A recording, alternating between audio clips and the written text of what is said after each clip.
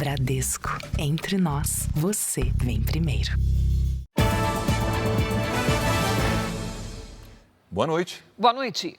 Um homem de 32 anos que trabalhava com eventos e festas para crianças foi preso numa operação contra a pornografia infantil em São Paulo. Ele também é investigado por abuso sexual de menores. A pornografia infantil tem pena de 4 a 8 anos de prisão, mas já existe um projeto no Senado para aumentar para 8 a 12. Um levantamento do Fórum Brasileiro de Segurança Pública mostra que os crimes contra menores tiveram um aumento de 30% no país. Gabriel Silva Dionísio, de 32 anos, foi preso na capital paulista, suspeito de produzir e compartilhar imagens de conteúdo sexual com crianças. Num dos celulares dele, a polícia encontrou material de pornografia infantil. Quando a gente fala em produção, quer dizer que ele não só baixava ou retransmitia um vídeo já existente na internet. Quer dizer que ele filmou um vídeo e subiu ele na internet, um vídeo totalmente novo, o que indica um abuso de criança e adolescente. A investigação mostrou que ele pode ter gravado vídeos com duas meninas de 4 e 9 anos, filhas de uma amiga dele. Foi difícil contar para a família, até porque a família confiava muito no autor, tinha um relacionamento próximo com o autor. A polícia chegou até o suspeito porque as grandes empresas de tecnologia avisam automaticamente as autoridades locais sobre pessoas que baixam ou publicam imagens de pornografia infantil na internet. Ao receberem a denúncia, os investigadores organizaram a operação e em poucos dias o homem foi preso. O que chama a atenção é que o suspeito trabalhava com festas para crianças. Ele fazia animação de festas infantis em diversos locais e possivelmente tinha contato com muitas crianças que podiam ser vítimas também de algum tipo de assédio, algum tipo de abuso. Dados do Anuário de Segurança Pública mostram um aumento de 30% nos crimes contra crianças e adolescentes. Os casos de pornografia infantil cresceram 42% em relação ao ano anterior. A pedofilia tem penas de 8 a 15 anos de prisão. A gente está falando que em 85% dos casos essa criança conhece o agressor, sabe quem ele é, confia nele, convive com ele e não tem ideia de que está sendo vítima de uma violência. Então, acho que esse é o grande desafio e ele não acontece só no nosso dia a dia real, mas ele acontece da mesma forma também no ambiente digital. China anuncia tarifas de 125% a produtos americanos e busca a aproximação com a União Europeia. Casa Branca diz que Trump está otimista em relação a um acordo. No Brasil, a inflação recua em março, mas acumulado de 12 meses fica acima do teto da meta. Ex-presidente Jair Bolsonaro passa mal e é internado no Rio Grande do Norte. Confusão termina com um ambulante morto na região central de São Paulo.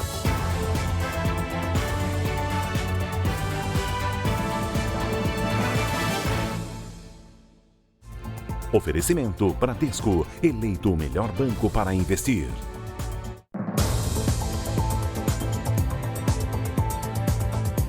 A inflação no Brasil desacelerou em março. Mesmo assim, o IPCA foi o mais alto para o mês desde 2023. O índice foi pressionado novamente, Sérgio, pela alta dos alimentos. Entre os vilões, desta vez, estão o tomate, que decolou, o ovo e o café, que já está acumulando uma alta de mais de 70%. A cada ida à feira, a Gilcélia leva um susto. Toda vez que vai é um susto diferente, né? Em março, alimentos e bebidas foram os produtos que mais influenciaram na inflação. Aumento de 1,17%. O maior foi do tomate, 22,5%. Muda a salada, faço alface, faço outra verdura. Os ovos subiram mais de 13%.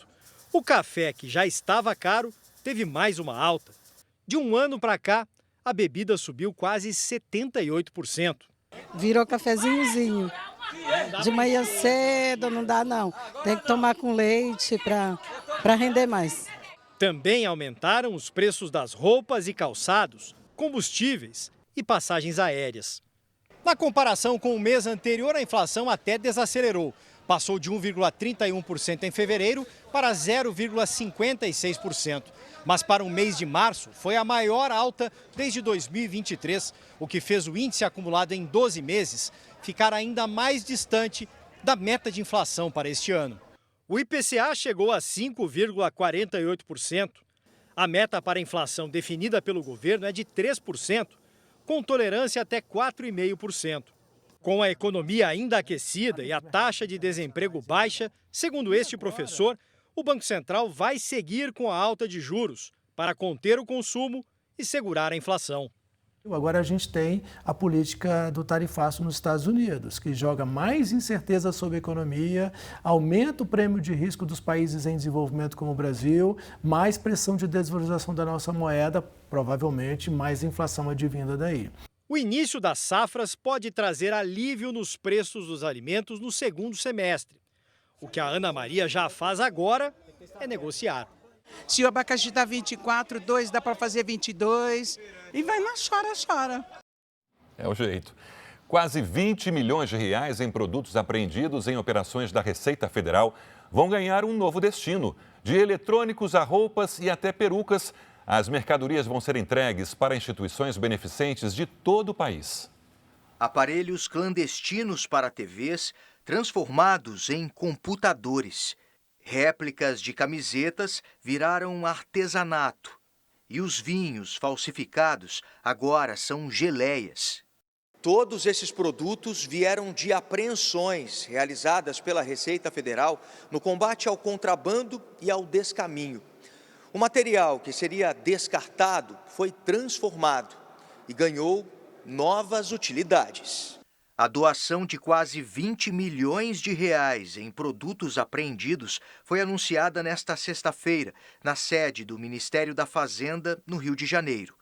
46 instituições foram beneficiadas na capital fluminense e Espírito Santo. Entre elas, a Universidade Federal Rural do Rio. Você consegue transformar uma mercadoria apreendida em uma outra que vai ser utilizada, além de uma transformação social. Cabelos apreendidos nas operações da Receita são transformados em perucas. Só a ONG da Mariana já produziu mais de 500 peças para mulheres de baixa renda. Quando a gente doa peruca para essas mulheres, significa o resgate da autoestima, mas de também poder sair na rua, voltar a ter uma vida normal, né? Enfim, como era antigamente. Este coral, formado por pessoas com deficiência visual, recebeu a doação de uniformes e instrumentos musicais. O que se está fazendo aqui não é uma doação de mercadorias, é uma transformação social e uma inclusão social dessas pessoas através dos bens apreendidos pela Receita Federal.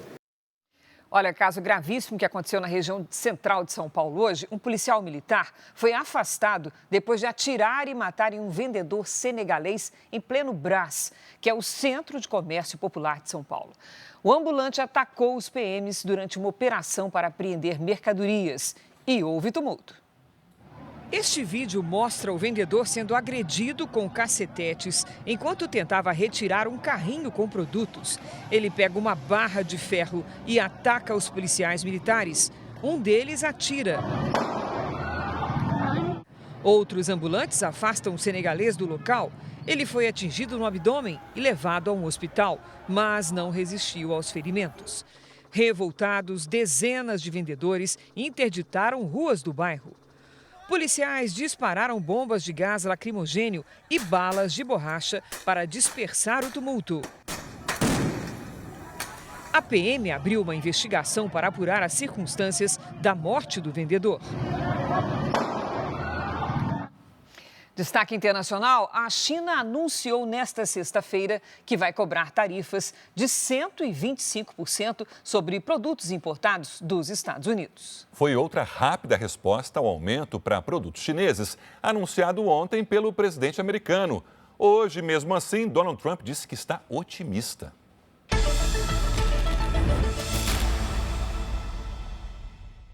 A resposta não demorou.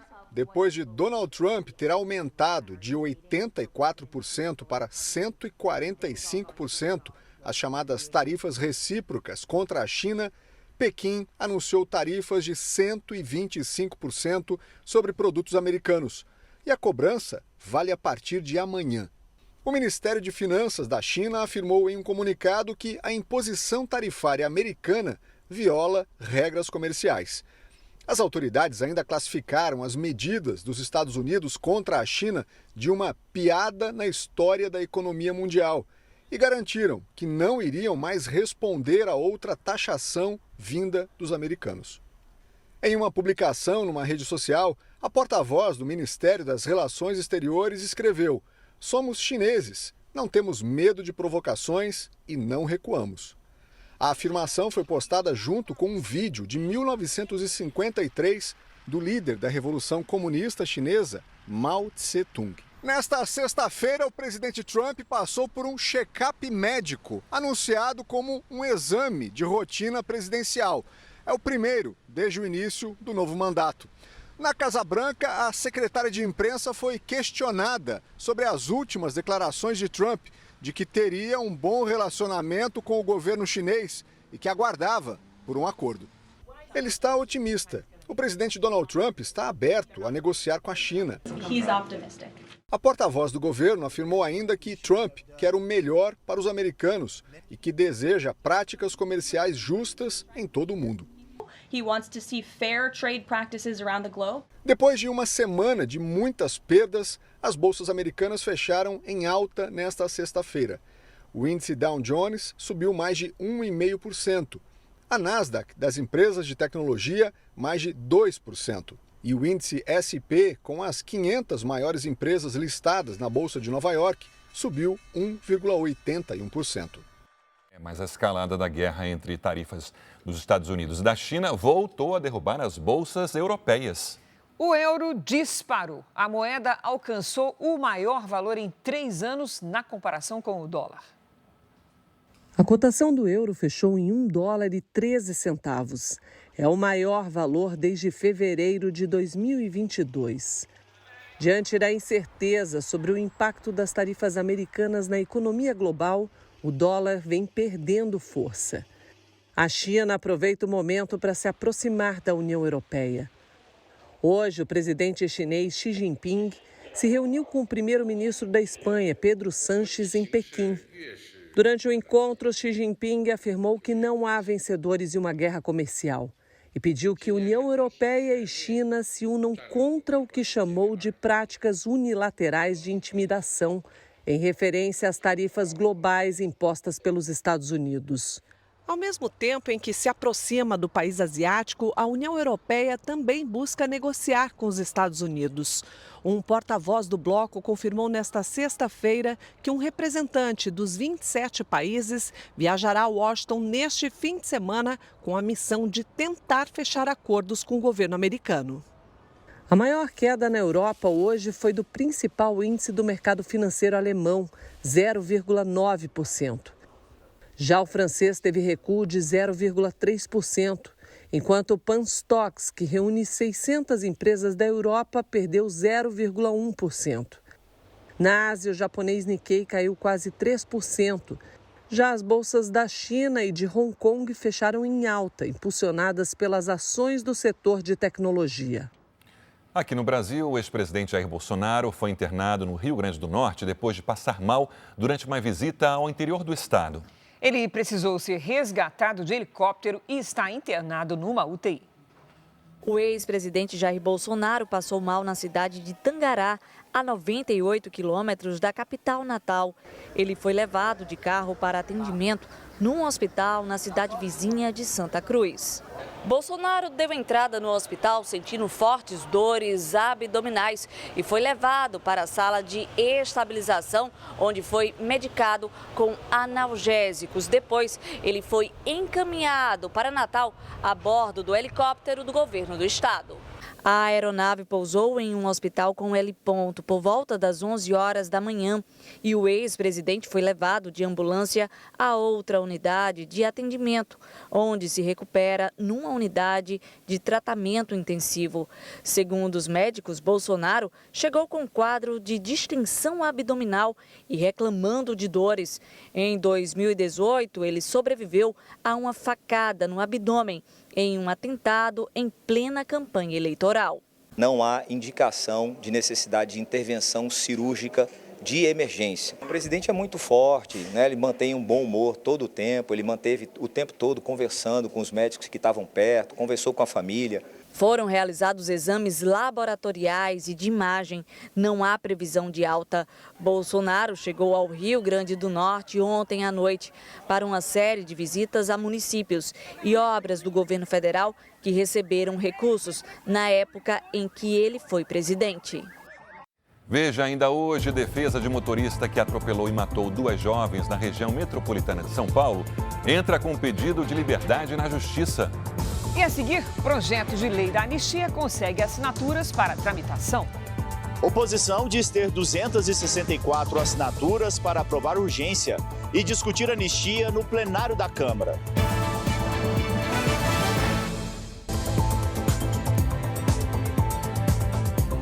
O PL anunciou hoje que tem o apoio necessário para aprovar a urgência e levar direto ao plenário da Câmara a análise do projeto de anistia aos condenados pelos atos de 8 de janeiro.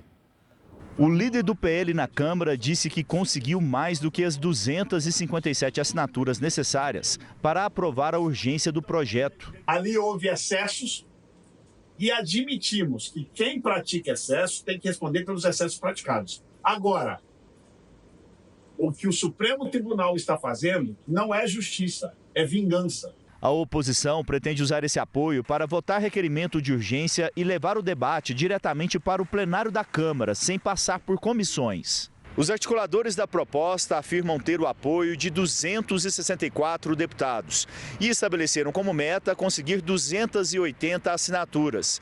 Eles querem pressionar o presidente Hugo Motta a pautar o texto. O projeto sofre forte resistência do governo e do Supremo, que vê uma proposta de anistia em meio a julgamentos na corte como uma interferência no poder judiciário. Essa proposta de anistia é totalmente absurda. Ela é, inclusive, inconstitucional. Não acredito, em hipótese alguma, que os líderes partidários, o presidente da Câmara, vão priorizar esse tipo de assunto. Todos os 92 deputados do PL assinaram a proposta para acelerar o andamento do texto. 39 assinaturas vieram do Progressistas e 26 do Republicanos. Da base aliada do governo, o projeto recebeu 34 assinaturas do União Brasil, 23 do PSD e 21 do MDB.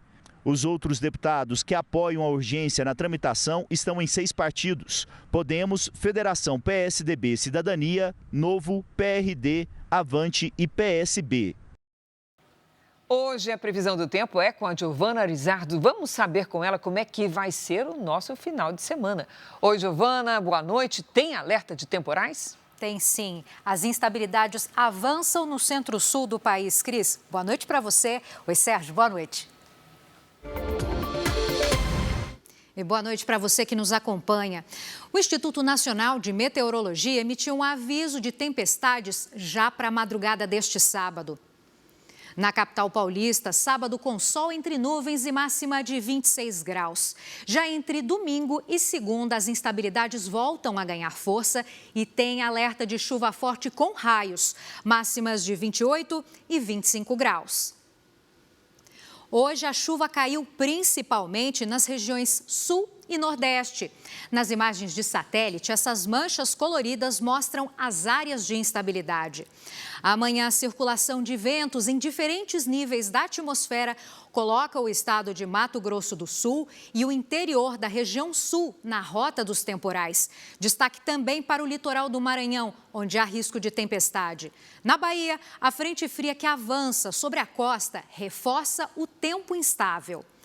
Tarde de sábado, com 26 graus em Florianópolis, em Cuiabá e em Maceió, calor de 31. E até 29 no Rio de Janeiro e em Macapá.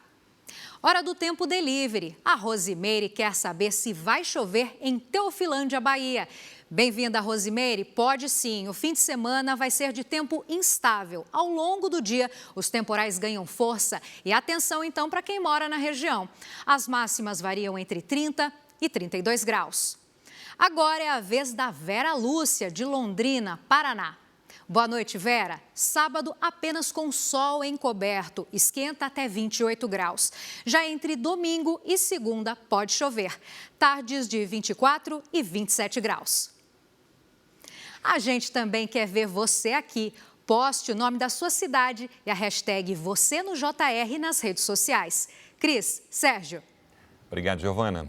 As mulheres, aos poucos, ganham posições de destaque nas Forças Armadas. Pela primeira vez, o Exército Brasileiro vai ter uma mulher pilotando aeronaves. Demorou, né, Sérgio? A jovem de 24 anos se formou hoje. Esta é a formatura dos novos pilotos do Exército em Taubaté, no interior de São Paulo. Entre os 14 formandos está a tenente Emily Brás, que aos 24 anos entra para a história como a primeira piloto da aviação do Exército Brasileiro. É uma grande honra e também uma responsabilidade muito grande poder representar tantas mulheres que têm esse sonho e que agora vêm, que também têm a oportunidade de realizar o curso. Não é fácil chegar até aqui. A preparação de um piloto militar exige muita dedicação. O curso específico leva quase 1 ano e meio. As fases são intensas, puxadas, afinal, comandar uma máquina dessas requer muita perícia. Assim como os outros alunos, a Emily passou por 1.800 horas de voo entre simuladores e situações reais e agora está pronta para pilotar os helicópteros. A presença de mulheres na aviação militar é um caminho que, segundo o comandante-geral do Exército, deve ser cada vez mais comum. A gente já mudou de 8% para 12% do nosso objetivo, segmento feminino. O ano que vem, lembrando que a gente tem mais um ano diferenciado, que é o início do serviço militar do segmento feminino. A tenente sempre se espelhou no pai, que é militar. Correu muita lágrima já e saber que ela seguiu esse exemplo, né? A gente sempre tenta direcionar os filhos no melhor caminho. Meu coração está batendo muito forte, porque é muita emoção mesmo. Primeira piloto, tá fazendo história, minha filha, né? É muita gratidão. A primeira piloto do Exército Brasileiro diz que está pronta para todas as missões. Para isso que a aviação do Exército serve, são as missões de combate, mas também missões humanitárias. Isso realmente me deixa muito feliz, saber que eu vou poder fazer isso também. Pelo segundo dia seguido, criminosos sequestraram ônibus e interditaram ruas na zona norte do Rio de Janeiro. Hoje, 8 veículos foram usados como barricadas e atrapalharam a rotina de cariocas. Os ônibus foram atravessados na pista e interromperam a circulação em uma das principais vias da região. Quem estava a caminho do trabalho ou da escola nessa manhã não conseguiu seguir viagem. 13 linhas tiveram que mudar a rota. O bloqueio foi registrado ao mesmo tempo em que moradores realizavam um protesto pela morte de Luan Vilela de Figueiredo da Silva. O motoboy, de 31 anos, foi baleado em uma suposta tentativa de assalto, enquanto trabalhava em Piedade, na Zona Norte. Ele foi fazer a cobrança de uma quentinha que a moça não tinha conseguido pagar pelo aplicativo e estava levando a máquina para fazer o pagamento. A Delegacia de Homicídios investiga o caso. Ao todo, 8 ônibus foram usados como barricadas.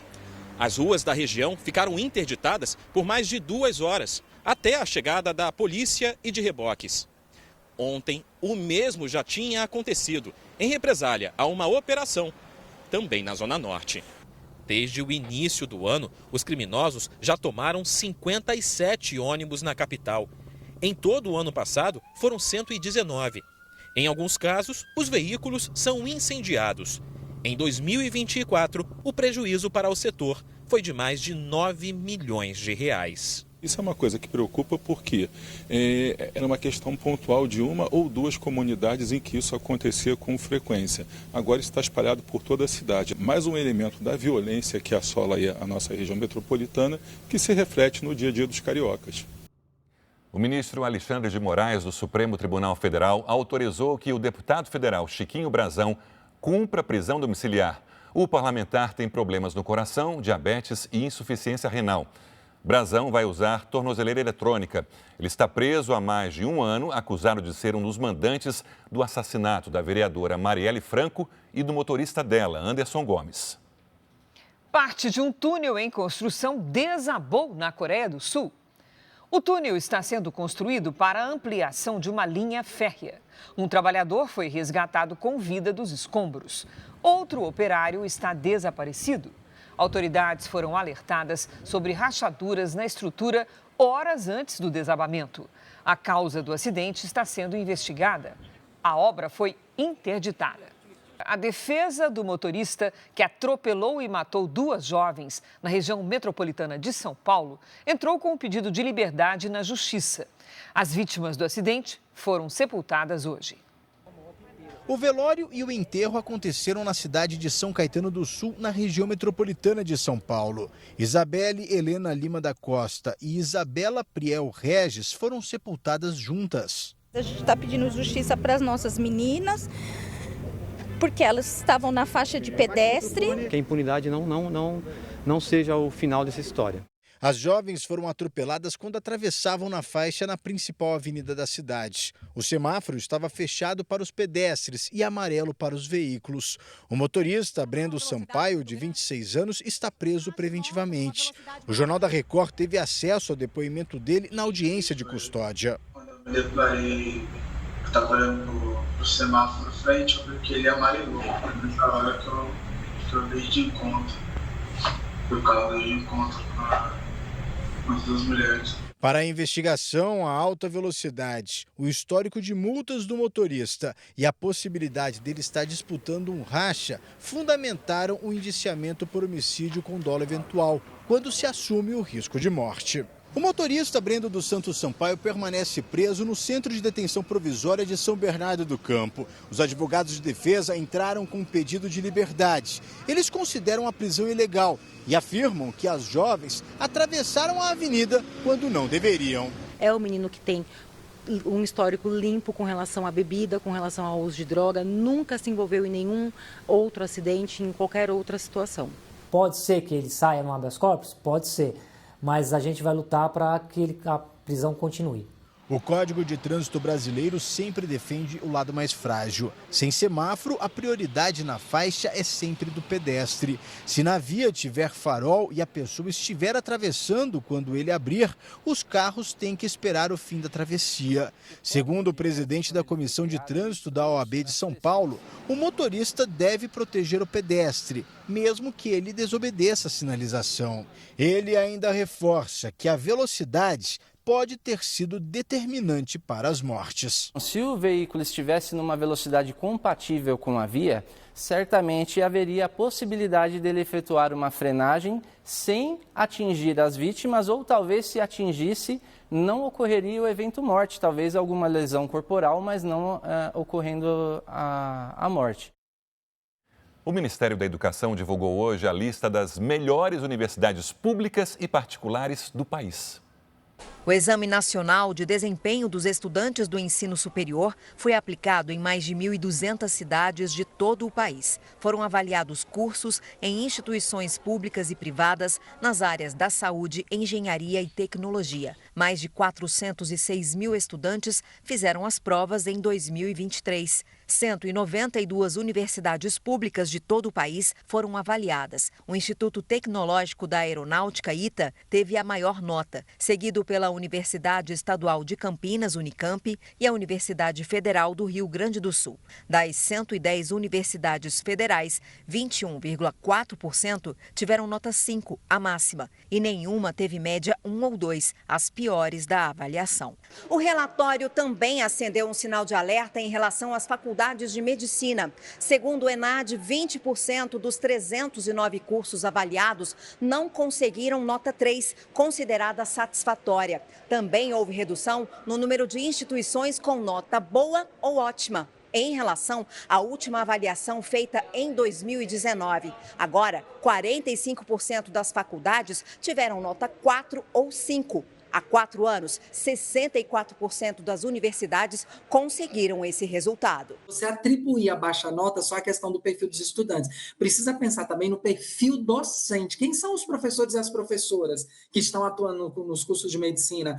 Quais são os laboratórios? Onde é que está espaço para pesquisa, para inovação? O controle rígido do Ministério da Educação em cima dessas instituições privadas. Já no ensino à distância, dos 692 cursos avaliados, apenas 6 conseguiram nota máxima no ENAD, o que corresponde a menos de 1% do total. E 109 cursos tiveram nota 2, considerada insatisfatória.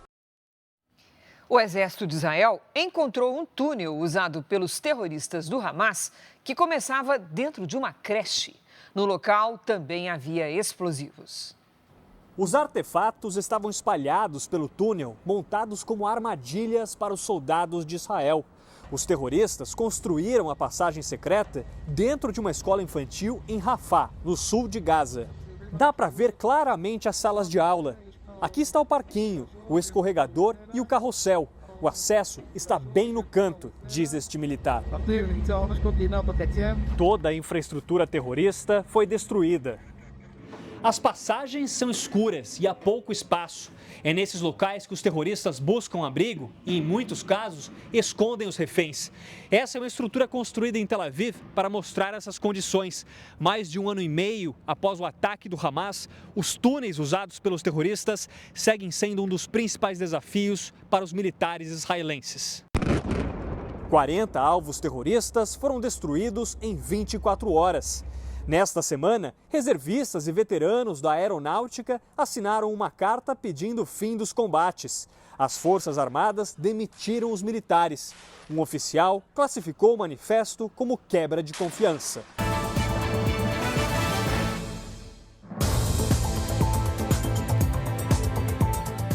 Episódio inusitado no trânsito em São Paulo. Um touro escapou de um cercado e foi parar numa avenida em Ribeirão Preto, no interior do estado. No meio do trânsito, um touro acuado persegue um homem e pula sobre um carro. Meu Deus! O animal escapou de uma propriedade rural em Ribeirão Preto, no interior de São Paulo. A motorista que registrou o flagrante com o celular ainda se recupera do susto. A gente vai atrás do dono do touro, né?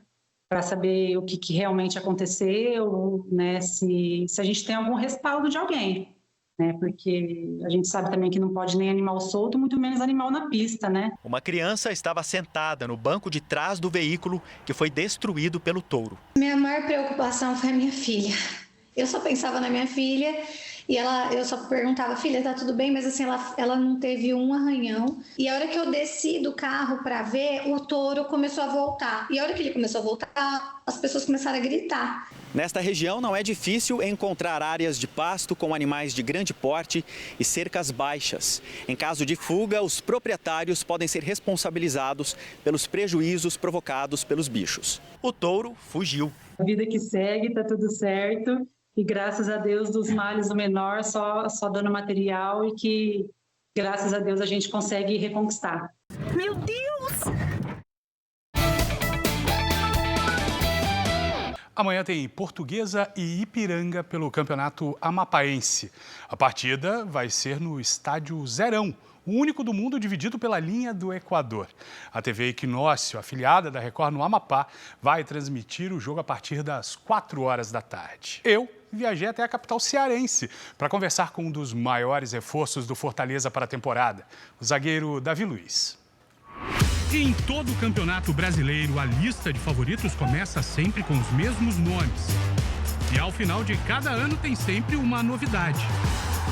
O Fortaleza se tornou a surpresa. Em 2017, o time estava na Série C. Subiu e ganhou o título da B em 2018, garantindo vaga na A.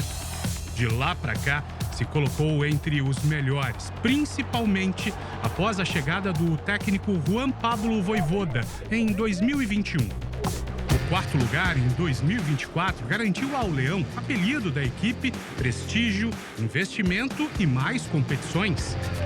Investiu no ataque com a chegada de Daverson e, para a defesa, trouxe alguém que tem no coração uma vontade imensa de vencer.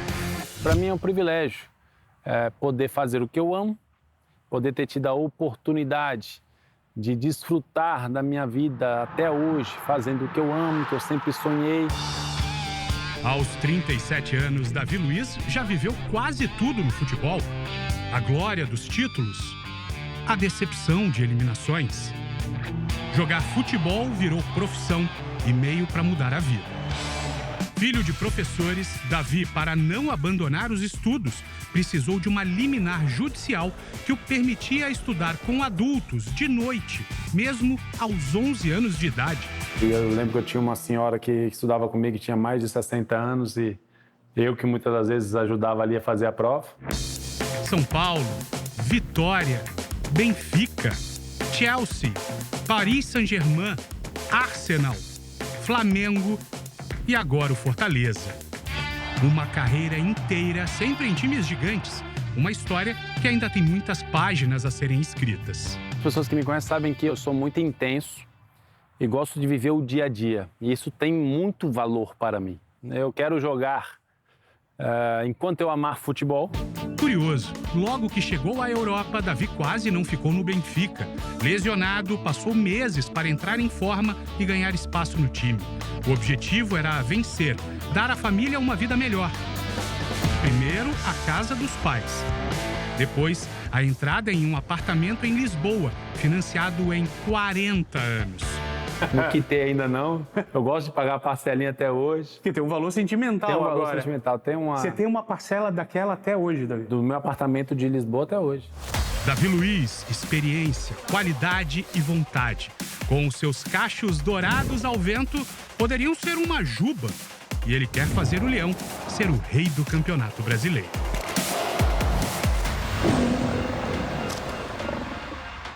Então, eu reforço o convite. A Record, o R7 e o Play Plus transmitem Fortaleza Internacional domingo, num horário diferente, a partir das 7h30 da noite. Cris, Sérgio. Ficou bonito o Leão, Bruno. Gostei do repórter, hein? Bom, hein? Boa noite, obrigada. O Jornal da Record termina aqui. À 00:30 tem mais JR. Você pode conferir a edição de hoje na íntegra no Play Plus e em todas as nossas plataformas digitais. E você já sabe, a programação da Record está disponível ao vivo e de graça no Play Plus. Fique agora com a novela Força de Mulher e logo depois de Reis tem o último episódio da série Neemias. Você não pode perder. Boa noite, bom final de semana para você. Aproveite bem o fim de semana e até segunda.